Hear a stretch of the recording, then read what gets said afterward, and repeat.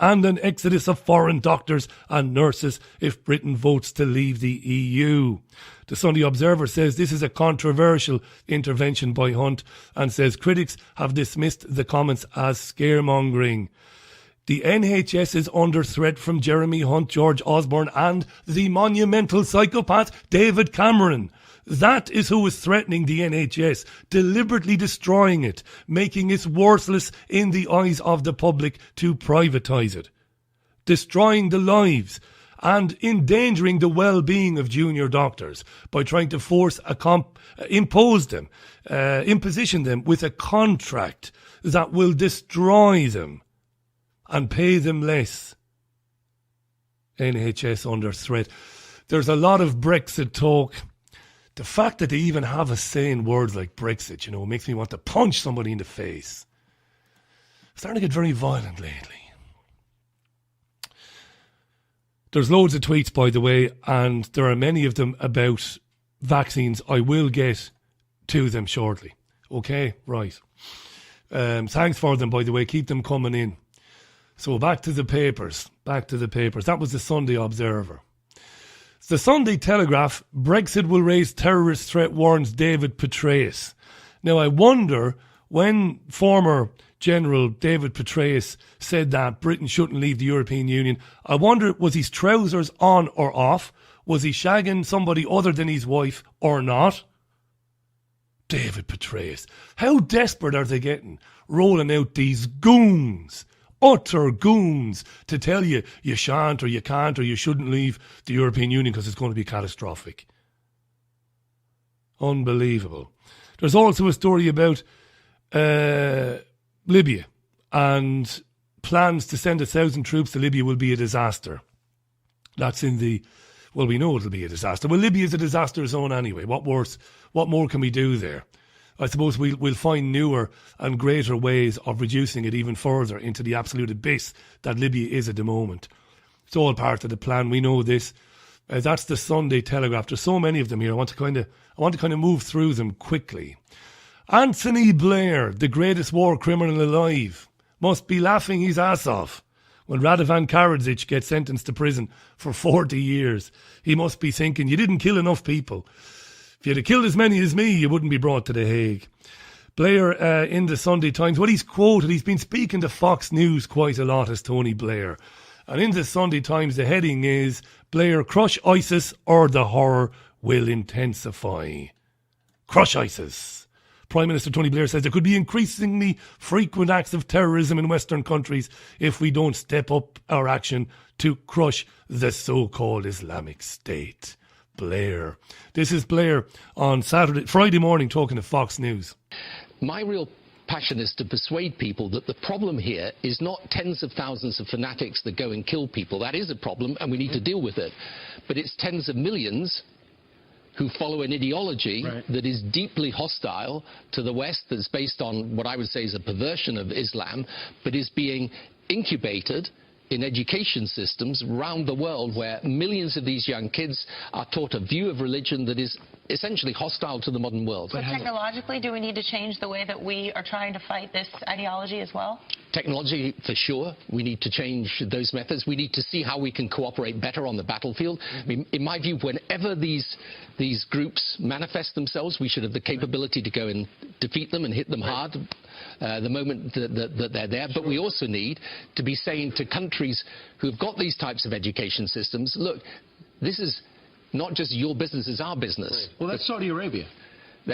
It'll be the countries in the Middle East, it'll be countries like Pakistan, but even countries that are supposedly fairly moderate have many of the same problems. Yeah. Now, we need to work with some of these countries. So Saudi Arabia, for example, is an ally of ours. It's an important ally, by the way, because they also give us huge help on counter-terrorism. Sure, we are living in some weird parallel universe. He refuses to answer the question about Saudi Arabia and then talks about how important an ally Saudi Arabia is, as human rights organisations around the world have talked about this week the systematic murder, brutal murder of Yemeni children, women and non-combatant men, farmers by the Saudis using British weapons while British generals stand in the control rooms to make sure they're doing it properly. And that fucking bastard can talk about Saudi Arabia. You know, I have to sometimes really think hard. I have to deeply hold on to my commitment to non-violence and my absolute opposition to the death penalty, which I have always had when I worked and campaigned for men and women on death row in America in my teenage years and in my 20s. I have to really think about that when I hear that absolute madman talking on morning news programmes around the world, getting nice fat fees for his appearances as well, talking about war crimes. Karadzic didn't kill enough people, did he? Maybe if he'd have killed more Bosnian Serbs, Bosnian Muslims, I should say, and Bosnians in general, maybe he'd have been all right. Let me quickly move down through the other Sunday newspapers quickly. The tabloids have a lot, they're saying a lot about Brussels, which I'm not really going to get into too much today because I think you've heard quite enough about Brussels. The Sunday Mail runs with this though. UK foreign aid money is being paid to convicted terrorists. It says an investigation has revealed that thousands of, wait for it, Palestinian terrorists are being given cash handouts funded by the UK taxpayer. I'm not going to get into that, not today anyway. And that's more or less it, really. Brexit, Easter, and so on, so on, so on, so on. Right, it is Sunday, the 27th of March 2016. It's Easter Sunday. Tomorrow is Easter Monday. Today, right across the Republic of Ireland, there are commemorations commemorating the Easter 1916 Rising, when Irish Republicans determined to end British rule in Ireland declared the Irish Republic at the GPO, the General Post Office in Dublin. That was actually on Monday, April the 24th, 2000, and it was April the 24th, 1916. So the real centenary will be next month, round about 4 weeks from now. So I want to play you something I heard yesterday. But before I do that, just to give you an overview, the rebels, now they didn't have the widest support or even wide support in Ireland at the time, but their headquarters was the GPO. James Connolly and 4 other members of the Military Council, Patrick Pearse, Tom Clark, Sean McDermott and Joseph Plunkett, hoisted 2 Republican flags, and Padraig Pearse read a proclamation of the Republic of Ireland. So the rising itself began on Easter Monday, 24th of April 1916. It's always described, whenever you hear about it or read about it, as a seminal movement in Irish history, and that it sowed the seeds for a war of independence. Now, the British media has been covering this a lot, I would say, over the last 36 to 48 hours. The Irish novelist Colin Tobin spoke to Cassie Newman on Channel 4 News yesterday, and you can have a listen to some of that here. I think the idea is now to complicate the narrative, to look at this story again, to look at how it happened in the middle of the First World War, to look at things like civilian casualties, the deaths of children, and then to look at the complexity of it, that it was a very small group within the Irish Volunteers who actually organised it. And they were very brave men, and some of them were poets, and they were very serious people. And of course, it looked like a stab in the back from the British side. From the Irish side, once they were executed, it didn't look like that. So it's a complicated, interesting story. And what's happening, I think, this time, 100 years now, is that the state has taken over the commemoration. This is one of the ways in which the Irish state was founded. So the commemorations are not paramilitary commemorations. They are full Irish state commemorations. And many states, in Europe and in the world came into being under stranger circumstances and under violent circumstances. So it's not about rubbing out the past, but it is about realizing that the past has many different strands and strains, and we indeed have to honor perhaps all of those strands and strains. Yeah, I mean, Colin Tobin, learned and articulate as he might be, is a fucking idiot and completely pisses me off, talking about the state taking over the commemorations and why that's important and why it's necessary, and also that there are many different strands to it. You see, what's going on here is the Republic of Ireland, which doesn't exist, by the way, it's a fantasy, it's a whim, it actually doesn't exist, needs to take control of the narrative of the celebrations or the commemorations of the centenary of the Easter Rising, when those brave men and women declared Ireland to be free of the brutal British occupation. And the reason they want to take control of the narrative is because Ireland is at the moment under a brutal occupation. It is occupied by the Troika, the triangle, the triumvirate of the Troika, the European Central Bank, the International Monetary Fund and the European Union itself. Ireland isn't free. It isn't sovereign. So we must hijack the commemoration and we must write the narrative as to how it will be presented to not only the Irish people but to the world in general. Let's have no talk of what these people were actually fighting against. I don't know where Tobin is coming from, but to his credit, to be fair to Tobin, anybody I'm hearing, and I've been looking at this since Friday, on Irish media and in British media, they're all taking this bollocks narrative, this bollocks line. Oh, there were many different strands to it now and different people, happy Jesus. No, there wasn't. There fucking wasn't. Ireland was under the most brutal and tyrannical occupation by the British Empire. Yes, it didn't have the support of the people. But when the British government started executing people like James Connolly and making him sit up on a chair because his leg was shattered, guy couldn't stand up to be executed, the Irish people came around him. Oh yeah, we remember. These are bastards. This is very personal to me.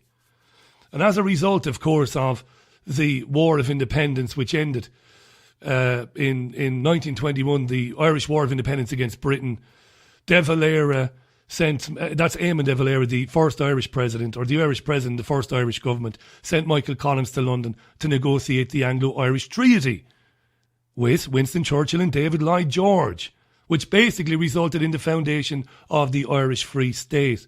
What the treaty did was dismantle the Irish Republic, which had been declared, of course, in 1916 and again in 1919, and it basically caused the abandonment of the first Irish Parliament. It also brought about the partition of Ireland, and of course the new Irish state would then be a part of the Commonwealth.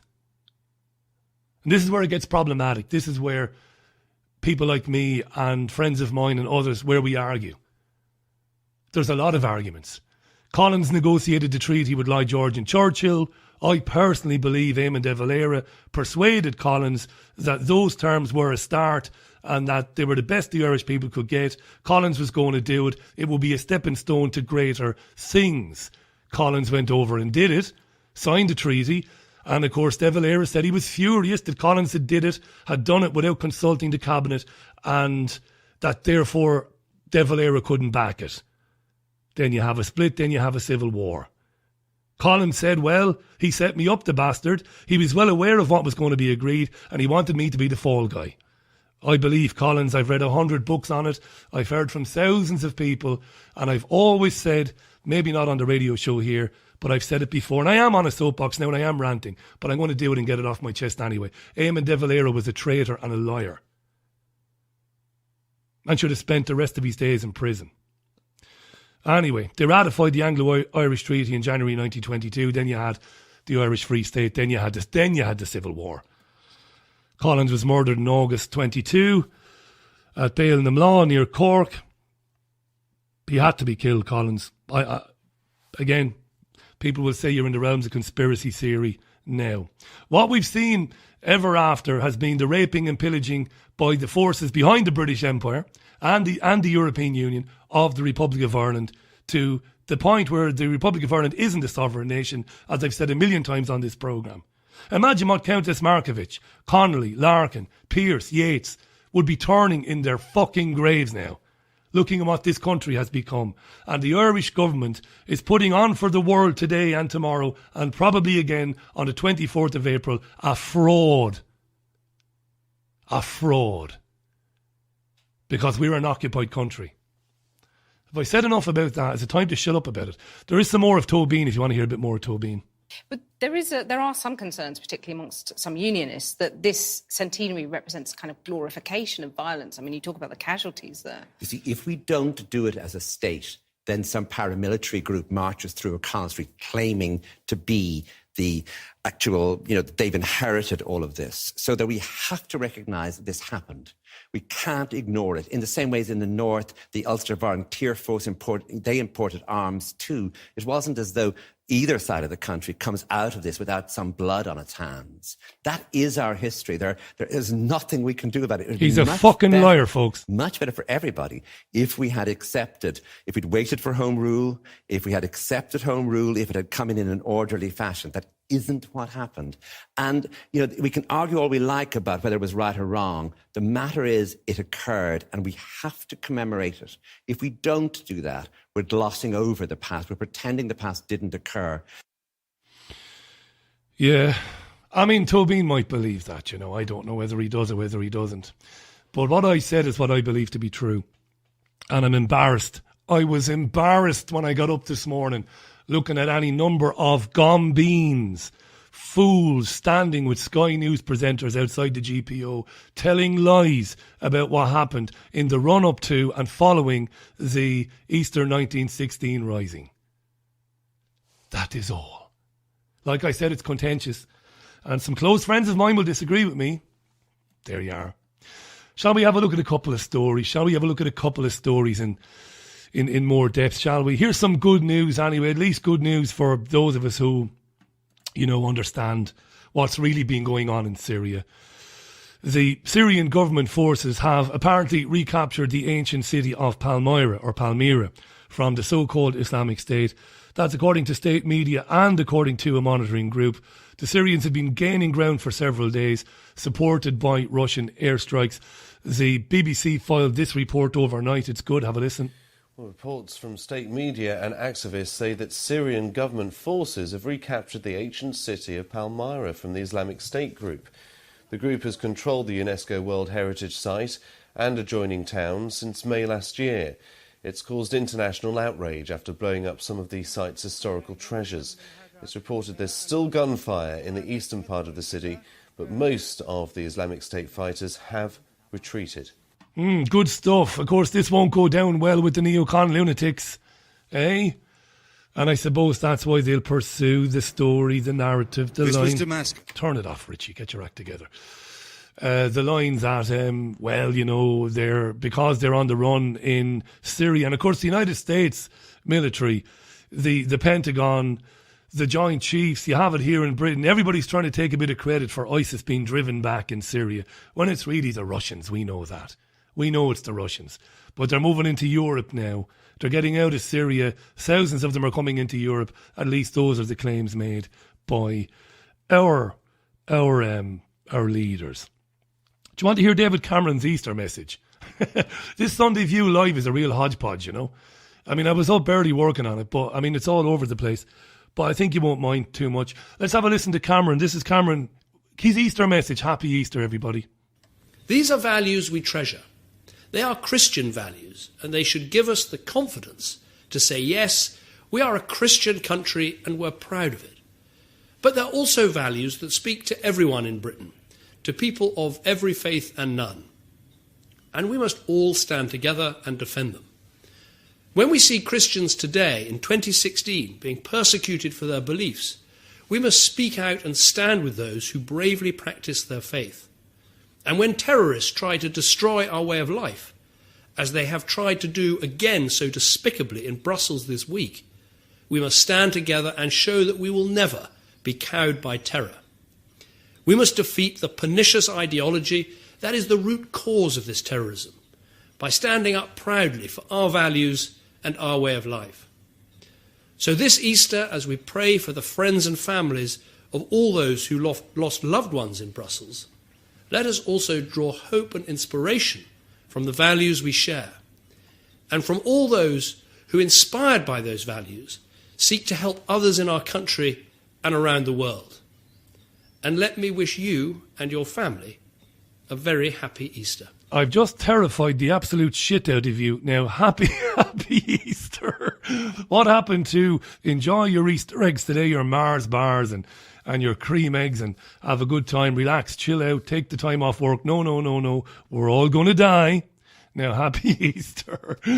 By the way, I want to acknowledge a few emails that have come in. Jeff, Jeff, it's John Murray. John Murray, how are you?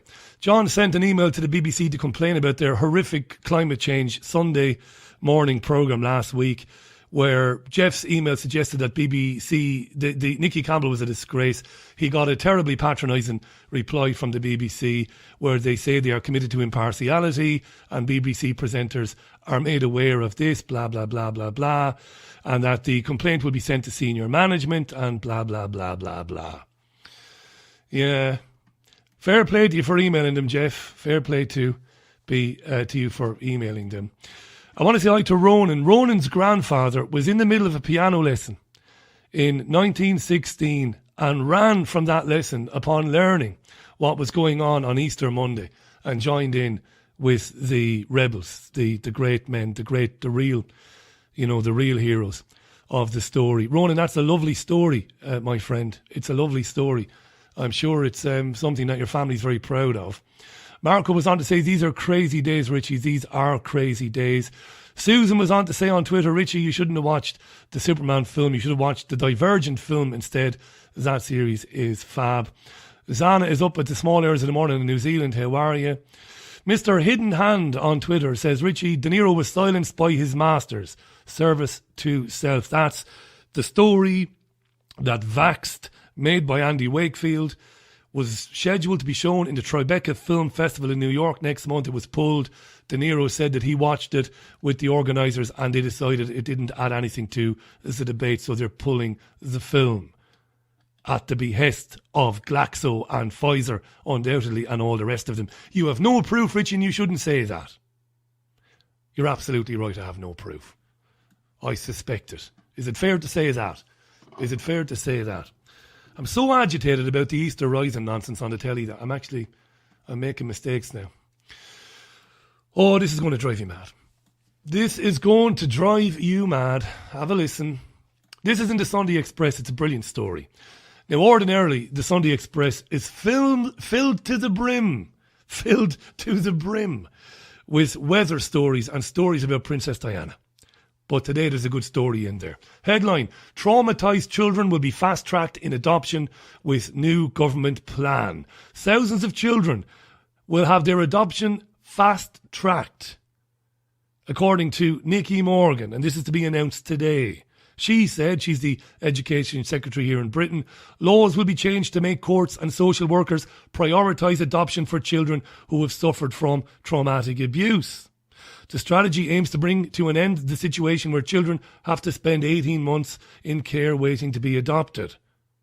I know what you're thinking, dear listener. Isn't the 18 months in care waiting to be adopted a good thing because we can find out if the parents of those children have been wrongfully separated from their kids?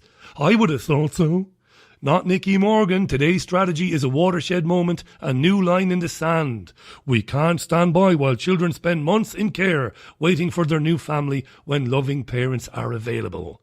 We cannot preside over a situation where adopted children are less likely to do well at school than their classmates. And we mustn't fail to take action against stifling red tape that stops councils from matching children with the families that are right for them.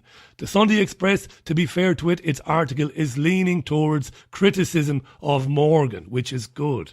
They say it's a radical vision.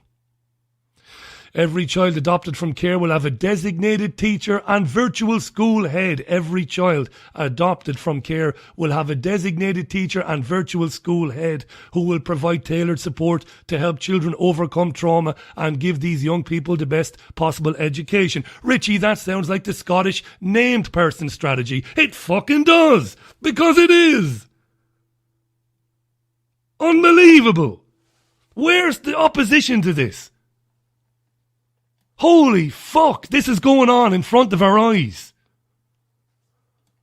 5,300 children were adopted last year, a rise of 72% in 5 years. What have we said on this programme time and time again? Thousands of children taken from loving parents each year for no good reason. Seriously. Thousands for no good reason. In some cases for pre-crime, because the mum might have had a psychological illness in the past and she might cause harm to her child. Let's have the child then. It's £1 billion a year industry. The agencies make tens of millions of pounds a year placing these children. I'm going to leave that one. 25 minutes to the top of the hour. I'm going to leave that. This is Sunday View, live in association with davidicke.com/headlines. It will be live from now on in. Did you see the video? Did you see the video doing the rounds on RT? It was in The Guardian as well, of the Palestinian man lying on the ground, being shot in the head, executed by the IDF soldier. Did you see that? They said the man had carried out a knife attack. Soldier walks up to him and just blows the head off him while he's lying on the ground semi-conscious. Marvellous. We wouldn't know about this if it wasn't for the Israeli human rights group B'Tselem. They put the video out there. Fair play to them. Fair play to them. They're putting their lives at risk, those people, you know. Oh, they really are. And the video showed the aftermath of an alleged attack in the Tel Rumeida district of Hebron. An Israeli soldier was allegedly wounded by 2 Palestinian men. One of the attackers is lying on the ground. The other guy's been helped into an ambulance. The guy lying on the ground is summarily executed, has his head blown off by the soldier. Now, to be fair, the IDF said that the unit's commander had reported the incident and the soldier was arrested. The Israel Defence Forces views this incident as a grave breach of IDF values, conduct and standards of military operations. That was according to the IDF spokesman, Lieutenant Colonel Peter Lerner. He was speaking to Reuters. A military police investigation has commenced and a soldier has been detained. No need for an investigation. Just look at the video. Bang. Fuck you, pal. You're dead. There'll be widespread condemnation, of course, of the soldier, and there'll be little or no discussion whatsoever of the unit commander, the chain of command, how high it goes, and why the Israeli Defence Forces men and women are basically the SS, but they're wearing a different coloured uniform. They are Nazis. Nazis. Outrage at the soldier, but the humanity is trained out of these young men and women. They see Palestinians the same way that Nazis see the Jews. Vermin. German children were taught to believe that Jewish men, women and children were rats. Jewish children are being taught to see Arabs as rats. That's what they see, that's what they feel, and that's how you walk up to a guy on the street, put a gun to his head and blow his brains out. So I say again, sanction that apartheid state back to the Stone Age. Sanction them so bad that you take the clothes off their back until they stop what it is that they do on an hourly basis in that open-air prison in Gaza. He walked up to him and blew the head off him when he was lying on the street. Did you see that? Did you see the video? Unbelievable. Now, my great friend in Ireland, Jean-Anne Crowley, has sent me a video. And I'm going to try and play it in a minute. It's new and I haven't seen it yet. But Jean-Anne is a terrific journalist. And she tells me that it's something that happened on Irish radio. And it's somebody talking about chemtrail spraying on Irish radio. And there is even a clip. And I'm going to play it now in a couple of minutes. And we'll have a listen to it together, you and I. And we will have a chat about it. So there you are. So I'll come to that in a couple of seconds now. Moving on. Now, speaking of Nicky Morgan, the Education Secretary in Britain, the hateful woman who wants to fast-track adoptions. Hateful. Look at her, it's in the eyes. Said this yesterday. Her, Fallon, Gove, Cameron, Osborne. Look at their eyes. Vacant. Empty. Soulless. Dead. Mind-controlled. The Labour leader Jeremy Corbyn said that plans to force all of England's schools to become academies was a step towards acid stripping and privatisation. Acid stripping and privatisation. He's right, isn't he? He told the National Union of Teachers... Where's that gone? All right. He told the National Union of Teachers that he backed teachers' opposition to forced academies. Now, he's the first Labour leader to address the National Union of Teachers. He got a standing ovation from delegates in Brighton. The Schools Minister Nick Gibb said it showed the Labour Party had chosen to retreat to the fringes. Corbyn's speech at the NUT's annual meeting comes more than a decade after senior Labour figures stopped attending. Estelle Morris, Rothschild Zionist, was the last Labour Education Secretary to address the conference. She was heckled and slow hand-clapped back in 2002. Do you want to hear what Corbyn had to say at the conference? This is Jeremy Corbyn. This is an ideological attack on teachers and local parental accountability. It was nowhere in any Tory manifesto. It's something that's just been dreamt up at the last minute and stuck into the budget. I want schools to be accountable to their parents and communities, not as a process of asset stripping our education facilities to be handed over to somebody else. So the first thing that's always done ahead of privatisation of any services is to attack the skilled staff. So it's about breaking national pay bargaining, expanding the use of unqualified teachers, driving down pay, driving down terms and conditions, and driving down standards. There is not a shred of evidence that academies automatically improve standards. There are very real fears about the intentions of the government and those who pay themselves exorbitant salaries to run academy chains. He's absolutely right there. That's outstanding commentary by the leader of the Labour Party, Jeremy Corbyn. There is no evidence that the academisation of schools leads to anything but privatisation. They used to say privatisation by stealth. It isn't by stealth now, it's out there. He was quite right to say as well, demonise those on the front line. First of all, make their jobs impossible. Make their lives a misery with all the forced testing of very young children. Drive teachers to the point of absolute exasperation and distraction. Make their lives a misery. Make their working life a misery. Then say the whole system has fallen apart. Then sell it off. This is basically the A to Z of how you privatise. Now, she was speaking at the NSA, God, Richie, the NASUWT union, another teachers' union, Nicky Morgan, and said there was going to be no reverse gear on academisation by 2022. She was heckled, she was shouted down, she was mocked, but she ploughed ahead anyway.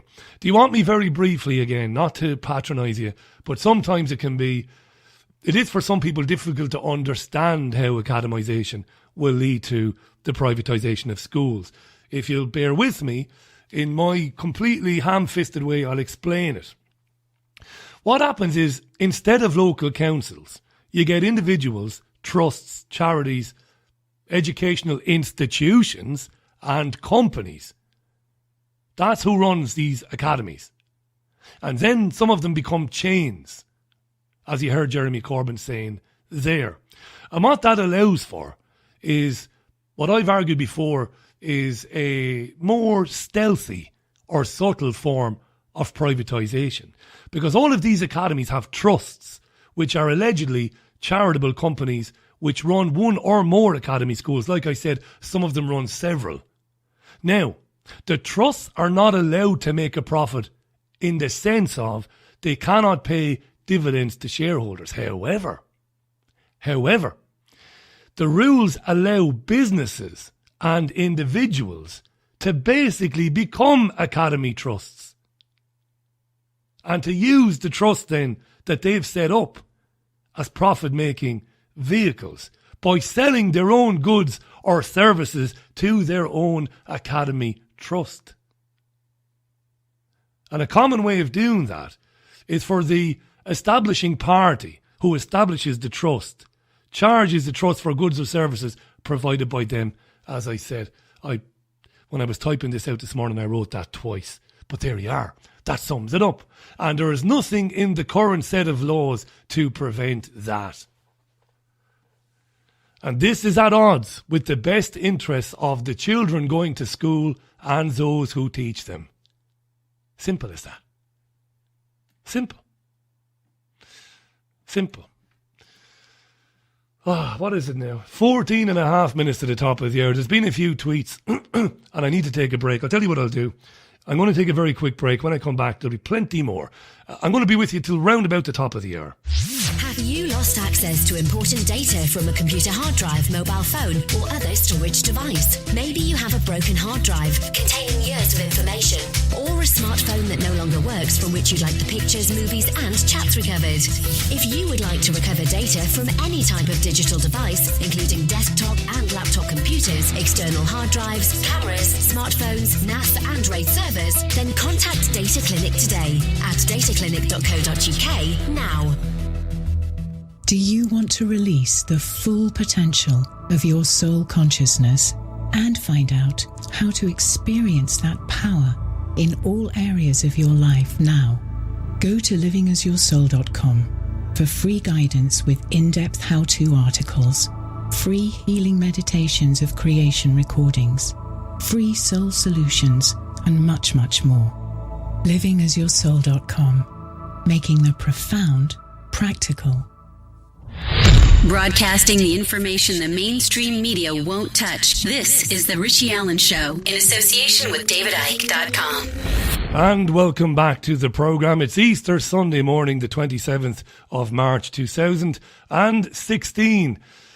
Easter Sunday, the commemorations of the centenary of the Easter Uprising, the Declaration of Irish Independence in the GPO in Dublin, taking place right across Ireland today. A narrative that has been controlled by the European Union, it must be said. I'm not going to repeat what I said earlier on. If you're joining the programme late and you missed it earlier on, you want to hear it, the programme will be on podcast in around about 15 minutes after the end of it. I'll read a few tweets because quite a few came in. The Order was on to say, what are your thoughts about that poor Muslim man who was killed by another Muslim for wishing people happy Easter? It's disgraceful. Was that in Glasgow, the Order? Was that in a convenience shop in Glasgow? Because when I was out jogging yesterday morning, listening to British radio, I did hear a story about a shop owner, a Muslim gentleman, or from the Muslim faith, whom was stabbed to death. Was that him? He wished people happy Easter on Facebook. I'm not sure if I've got the right story. Tell me if I'm right or if I'm wrong. Loads of emails, quite a few emails on the news that the film Vaxxed is going to be removed from the listings and not shown at the Tribeca Film Festival in New York City next month. A lot of people pissed off about that. And Robert De Niro, I believe, not that he will probably mind or care, has been trolled unmercifully. He's been trolled unmercifully on Twitter and everywhere else. Karen, who is from Glasgow. Good morning, Karen. Happy Easter to you. It was in Shawlands in Glasgow, Richie. About 500 people turned up for his vigil. And the Order says the same thing. Yeah, that's the gentleman, yeah. I did hear that story yesterday. These are terrible times, aren't they?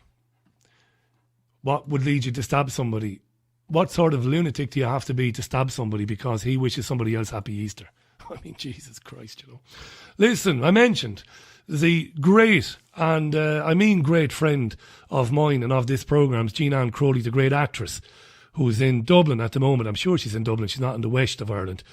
And she sent me a link to an RTE Radio 1 show called The John Creedon Show. He has a phone-in news programme, John. And on the programme, a woman rang in, she didn't run in, she rang in to say hello to a pilot who will be spraying metals into the atmosphere to protect us all from global warming. She refers to her pilot boyfriend, Max, as an unsung hero. Now, I might have to make 2 attempts at playing this live because I'm playing this from Facebook. Have a listen. Anyway, you must say hello to my boyfriend Max, the pilot in Galway, who will be flying over us every night next week, spraying the metals that protect us from global warming and the current sun flares and all weather. One of the unsung heroes. I'm missing Cork, and I love the show. It says Polly. Thank you, Polly. Also. Now, so he read out the request. So a request came in. The presenter didn't read it before reading it out, which is not the done thing normally, but I suppose he didn't see anything. Maybe he did read it and didn't see anything wrong with it. Have a listen again, it's very interesting. He's reading a request from a listener. Anyway, You must say hello to my boyfriend Max, a pilot in Galway, who will be flying over us every night next week, spraying the metals that protect us from global warming and the current sun flares and all weathers. One of the unsung heroes. I'm missing Cork, and I love the show, says Polly. Thank you, Polly. So Polly says, say hello to my boyfriend Max, who will be flying over us and spraying metals into the atmosphere to protect us from global warming. He's an unsung hero. Now, there's two ways of looking at that. It could be a hoax. It could be somebody who listens to programs like this and reads books by people like David, who could be,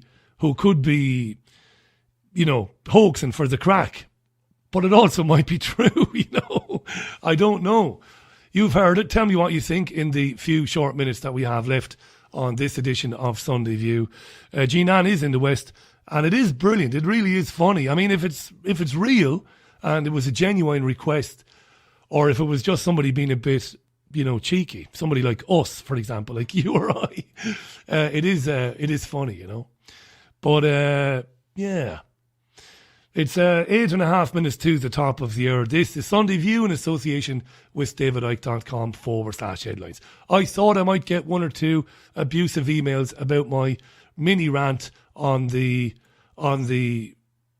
Irish commemoration of the centenary of the Rising, and I take the abusive emails in the spirit in which they are meant. Like I said, it's a game of opinions. I express mine, you are free to express yours, but the ones that are especially abusive are wrong. I did have one from Dara who says, you've got no proof whatsoever about your assertion that De Valera sent Collins as the fall guy to London.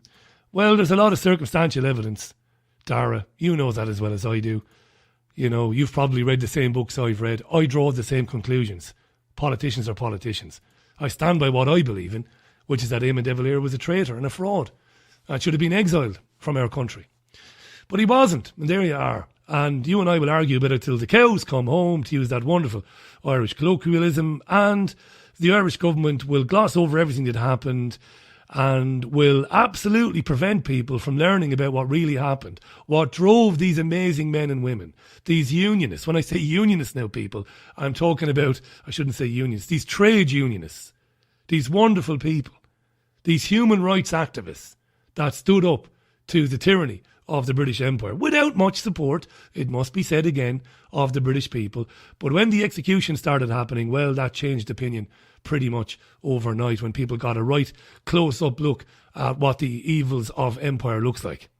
And the Irish government and the European institution doesn't want Irish people, particularly as Irish people are currently occupied by the same force. Not occupied by Britain anymore, not the Republic of Ireland, but it's occupied by the same tyrannical force. They don't want people learning about what those people did. They don't want people learning about revolutionaries. So they seek to demonise revolutionaries.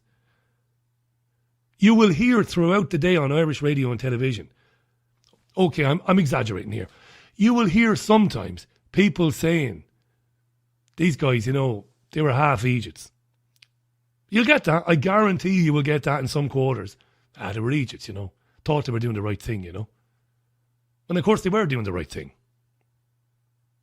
They were doing the right thing. It is coming up for 5 minutes to the top of the hour. I've not got much else for you today, it has to be said.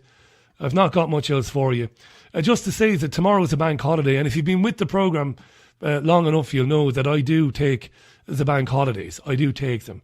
It's nice to relax. So I'm not going to be back with you until Tuesday at 8 p.m. GMT, but of course it's BST now. The hours went forward. The hour went forward. So I'll be with you on Tuesday at 8 p.m. BST, and I'm sure we'll be getting into the Andrew Wakefield film. In fact, we'll give him a ring, get him on the programme. He's been on the programme in the past as Andy, and we'll talk about why Vaxxed has been banned or cut or omitted from the film listings at the Tribeca Film Festival in New York City, which has pissed a lot of people off royally today. So there you are. Have I anything else to tell you? No, I don't really. Authors in. Thanks for your continued support of this programme, by the way. To support it, to make a contribution to it, go to redistribution.co.uk. There are chemtrails. There are chemtrails on redistribution.co.uk. As I'm talking to you, I'm just reading Karen.